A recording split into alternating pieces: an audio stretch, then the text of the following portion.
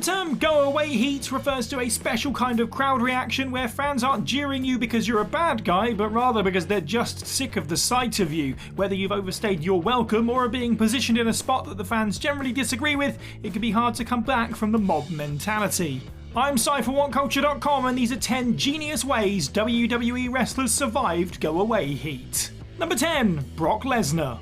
In 2012, Brock Lesnar returned to the WWE after an 8-year hiatus and ended The Undertaker's WrestleMania winning streak, destroyed John Cena, and became the ultimate final boss of the company's roster. However, over the next 8 years, Lesnar's The Beast gimmick truly ran its course. It wasn't helped by the fact he found himself repeatedly doing the same things. When Brock wasn't clashing with Roman Reigns at WrestleMania, SummerSlam, and the Greatest Royal Rumble, then he was taking the WWE title back off of members of the New Day who had fought valiantly for the opportunity. Going out and putting over Drew McIntyre at WrestleMania 36 was a worthy endpoint, and Lesnar has since admitted that at that moment he had planned to retire. In his absence, Brock's right-hand man Paul Heyman aligned himself with Roman Reigns, which allowed the Beast to surprisingly shift to a babyface. In August 2021, Lesnar returned with a beard, ponytail and cowboy hat to shock, confusion and amusement. The once straight-laced, no BS monster was suddenly a smirking farm boy. Brock was yet again clashing with Reigns on his return, twice, which could have very easily sunk like a stone, and yet the totally surprising gimmick changes for both of them worked wonders for reinvesting audiences and refreshing the rivalry. Number 9. Batista.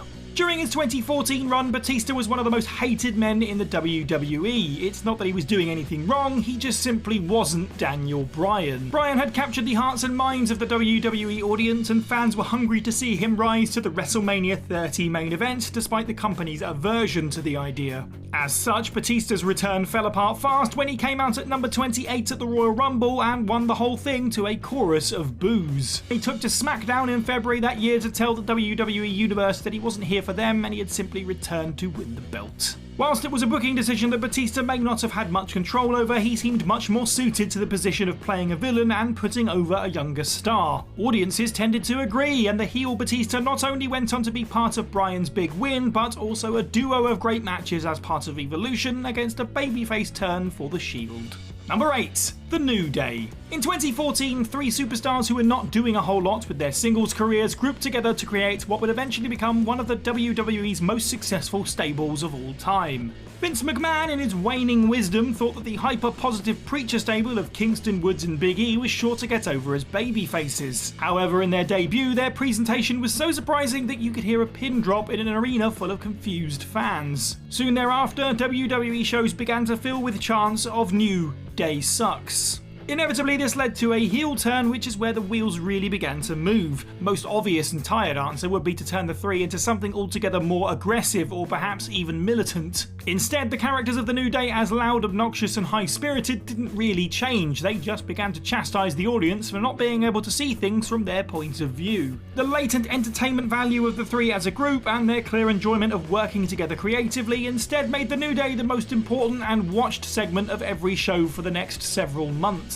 Even more importantly, when they shifted back to being fan favourites, the same process was followed as before. Their personalities didn't change, merely their opponents. Number 7. Bo Dallas. When one thinks of early marks of greatness in NXT's run as the developmental brand, it's the likes of Bo Dallas and the Bo Leave campaign that come to mind. Debuting in the promotion as a good guy, the company clearly had big plans for the son of Mike Rotunda. Dallas's boring babyface shtick was so bad that when he went to the main roster in 2013, his run lasted only a few weeks. When he was dumped back in NXT, the WWE brass continued to push Dallas until he captured the brand's main title from Big E, much to the chagrin of the fans at Full Sail University.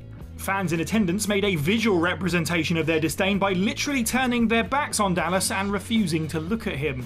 To respond to this, Dallas did not pull away from it. In fact, Bo's character went even harder into the personality and thus became a pseudo-parody of naive heroes. The nauseatingly positive, inspirational Bo Lee vignettes were the kind of kitsch nonsense that connects with fans and, as such, caused the character to do a full 180. The babyface being booed was now a petulant, disingenuous heel being cheered. Number 6. The Rock. On the surface, Go Away Heat might seem like the most disastrous thing. Whilst it has the potential to define a career in negative ways, some have used it to ascend to unfathomable heights. The Rock may well be the best example of someone turning the crowd's hatred on its head. Debuting as a dull white meat babyface and Islander stereotype, Rocky Maivia was a pet project of the WWF booking team, and it was readily apparent. Not only was the inexperienced Rocky's first win the traditional Survivor Series match, he eliminated 2 opponents to be the sole survivor, but he quickly scooped up the Intercontinental Championship and even beat the legendary Bret Hart on TV. Fans could see that he was handpicked for greatness and rejected the notion, with infamous chants of "Die Rocky Die." Joining the Nation of Domination and turning his back on the fickle WWF audience was a stroke of genius. The microphone in The Rock's hand and the fire in his belly cast a light on the Great One's true talent.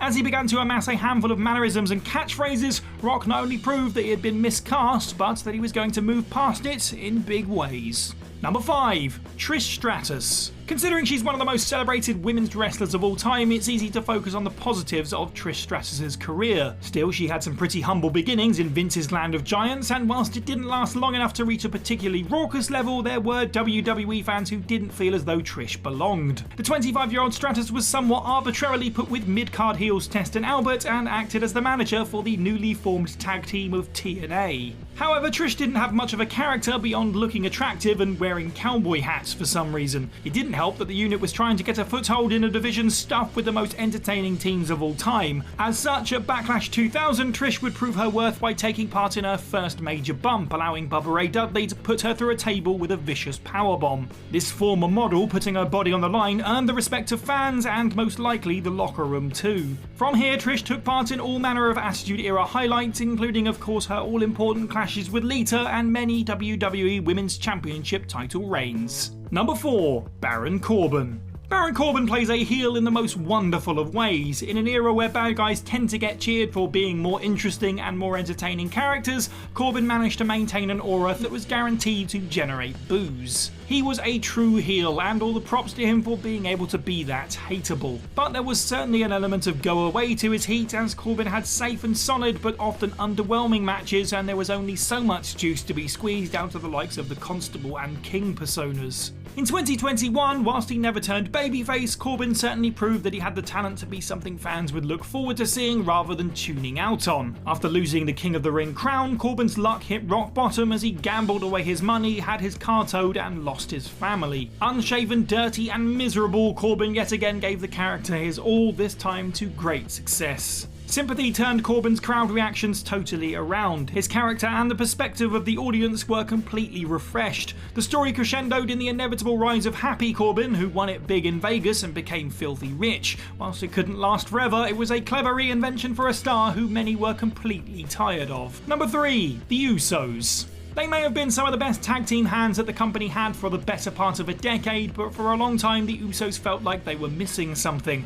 With limited promo time, Jimmy and Jay were really just summed up as great in-ring workers who wore brightly coloured face paint. It couldn't last, and the duo's descent into crowd disinterest was sped up by their association with Roman Reigns. As such, the Usos were distanced from their cousin and given a new gimmick. This in itself was almost unthinkable, as the pair had been babyface for a solid 5 years and their rainbow PG image seemed immovable. Still, in the summer of 2016, the Usos left behind their paint and instead became a streetwise pair of thugs. Being given the microphone for the first time in their careers reinforced the change in attitude as well as attire. This new spark slingshotted them to one of the most entertaining acts on SmackDown. They became a more active part of storylines, which rounded out their skill set and allowed them to be recognised as one of the best tag teams in modern wrestling. Number 2. X-Pac. It wouldn't be a list about go-away heat without including X-Pac, a man so synonymous with tired and aggravated fans that the term is also known as X-Pac Heat. Sean Waltman's career sadly had a habit of attaching itself to hot stars who were at their A-game. Not only did this mean X-Pac was hard to avoid and arbitrarily a part of feuds that tended to be much greater than his experience, but it meant that fans got more incensed by his antics as both a member of DX and the NWO. In order to escape X-Pac Heat, Waltman escaped X-Pac himself and returned to the Indies in 2011 and competed in Chikara as the 1-2-3 Kid. Waltman called it the most he had enjoyed wrestling in years, and his repeated returns to Chikara helped to gain the respect of many fans. In the following years, returning to WWE for one-off appearances, X-Pac has felt a more complete package in his own right because of it. Number 1. Roman Reigns. If the term wasn't already called X-Pac Heat, Roman Reigns could be the guy to name it after. Much has already been said about Roman Reigns' babyface run in the WWE, but for a solid 6 years or so, the company continued to position Reigns as the be-all and end-all main eventer. For many years, WWE would try anything to get the inexperienced Reigns over, from showing his power by beating The Undertaker at WrestleMania to even giving him beautiful baby blue contact lenses. Very little changed the fact that he was the most hated man in WWE for most fans, despite being billed as the ultimate hero.